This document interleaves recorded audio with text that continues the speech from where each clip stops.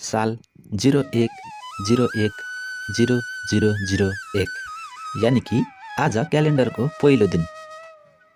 योभन्दा पहिला न त कुनै वर्ष थियो, न त कुनै महिना थियो, न त कुनै बार गते। आखिर त्यति बेला कसरी नापिन्थ्यो त समय? कुन काम कसरी गर्ने भनेर कसरी थाहा हुन सक्थ्यो त? मानव इतिहासमा यस्तो पनि समय थियो जति बेला न कुनै समय थियो, न त कुनै तारिक। र क्यालेन्डरमा एक साल 365 दिनको र महिना 12वटै किन हुन्छ त? यस प्रश्नको उत्तर यति सजिलो हुनेवाला छैन, किनकि यस प्रश्नको जवाफ विज्ञान र प्राचीन समयसम्म जडिनेवाला छ। यस भिडियोमा हामी पछाडि जानेवाला छौँ, यति पछाडि कि समयको यति पछाडि कि न त बेलामा कुनै क्यालेन्डर थियो, न त कुनै घडी। यति पछाडि जहाँ समयलाई हेरिँदैनथ्यो ताकि महसुस गरिन्थ्यो, किनकि यो समयको मात्र कहानी होइन, यो मान्छेको सोच र उसको अस्तित्वको कहानी हो। आज यो भिडियोमा जे पनि तपाईले जान्नेवाला हुनुहुन्छ, यसले तपाईको समय परिवर्तन गरिदिनेवाला छ। नमस्कार, आजको भिडियोमा स्वागत छ। यस्तो भिडियो मनपर्छ भने च्यानललाई सब्स्क्राइब गरिदिनु होला।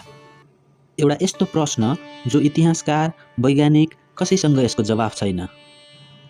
प्रश्न यो होइन कि मान्छेले घडी कहिले बनायो, प्रश्न यो हो जब घडी थिएन समय कसरी चल्थ्यो। कल्पना गर्नुहोस्, तपाईँ मस्त निन्द्राबाट उठ्दा तपाईको आँखा यस्तो ठाउँमा खुल्छ, तपाईको त्यहाँ गते हुँदैन, महिना हुँदैन, साल हुँदैन, हप्ता हुँदैन, त्यहाँ कुनै नयाँ वर्ष छैन, कुनै शनिबार छैन, न त घडी छ न त क्यालेन्डर नै। तपाईलाई थाहा छैन कि आज कुन दिन हो, यतिसम्म थाहा छैन कि यो कुन साल हो। तपाईको लागि यो दुनियाँ कस्तो हुन्छ होला, तपाईको त्यहाँको दिनचर्या कस्तो होला, तपाईले कोसँग कति बेला भेट्ने भनेर कसरी थाहा पाउने त? तपाईले आफ्नो जन्मदिन कतिखेर मनाउने त? त्यहाँ तपाईँ आफ्नो नयाँ वर्ष चाडपर्व कति बेला मनाउने त? तर पनि तपाईले आफ्नो वरिपरिको मान्छेहरूलाई हेर्नुहुन्छ, उनीहरू बाँचिरहेका छन् त, उनीहरू हाँसिरहेका छन्, बाँचिरहेका छन्, कसैले खेती गर्दैछन्, कसैले भविष्यको भविष्यवाणी गर्दैछन्, त गर्न समय तोक्दैछन्। आखिर यो सब कसरी सम्भव छ त? के उनीहरू ब्रह्माण्डको रहस्य जान्दछन्, या त अन्य कुरा छ जसले उनीहरूले समयलाई समात्न सक्दछन्? कसैले यो मान्छन् कि हाम्रो पूर्वजहरूलाई यो ज्ञान थियो कि उनीहरूलाई भविष्यको जानकारी हुन्थ्यो, तर समयसँगै यो ज्ञान हराउँदै गयो।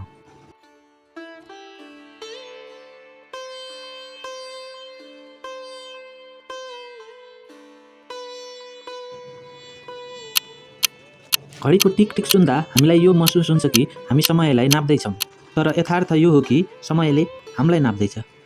हामी यो मान्छौँ कि समयको सुरुवात 1 सेकेन्ड, 1 साल, 1 हप्ताबाट सुरुवात भएको हो, तर यथार्थ यो हो कि सत्य यो हो कि त्यो एउटा यस्तो पल मात्र हो जुन बेला मान्छेले समयलाई बाँध्न खोजेको थियो, तर यथार्थमा समयले त्योभन्दा धेरै पहिला नै बाँच्न सिकिसकेको थियो।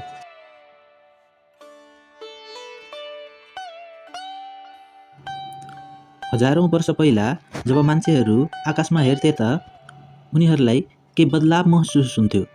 जस्तै जब रातको समयमा चन्द्रमाको आकार कुनै दिन सानो हुँदै जान्थ्यो त कुनै दिन ठुलो हुँदै जान्थ्यो। त्यस्तै गरी दिउँसोको समयमा सूर्य एउटा दिशाबाट उदाएर अर्को दिशामा अस्ताउने, रातिको समयमा ताराको स्थितिमा परिवर्तन हुनु। आकाशमा देखिने यो परिवर्तन अरू कुरा नभएर समयको अनुभूति थियो। यो पहिलो पटक थियो उनीहरूले समयलाई बुझ्न खोज्दै थिए, तर समस्या यहाँनिर थियो कि यो पललाई कसरी बाँध्ने त? अब उनीहरूलाई आवश्यक थियो त यस्तो तरिकाको जसले समयलाई छुन सकियोस्, समयलाई स्थिर गर्न सकियोस् र समय सँगसँगै चल्न सकियोस्। र यो सँगसँगै यहाँबाट सुरुवात हुन्छ मानव इतिहासको मानव निर्मित टाइम मेसिनको, जसलाई आज हामी घडी भन्दछौँ। त्यति बेला कुनै धातुको घडी हुँदैन थियो, न त हुन्थ्यो कम्पास, हुन्थ्यो त केवल ढुङ्गाको घडी। तपाईहरू सोच्दै हुनुहुन्छ होला कि ढुङ्गा त्यसले कसरी समय देखाउला?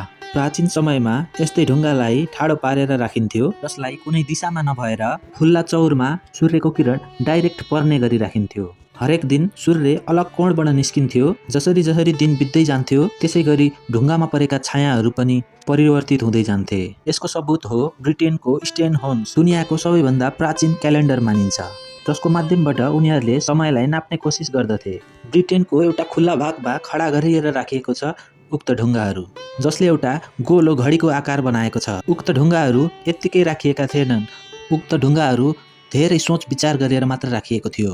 उक्त स्थान आजको दिनमा पनि सुरक्षित छ र त्यहाँ विभिन्न देशका पर्यटकहरू घुम्न जाने गर्दछन्।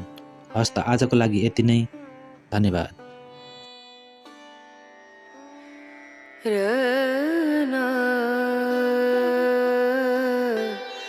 र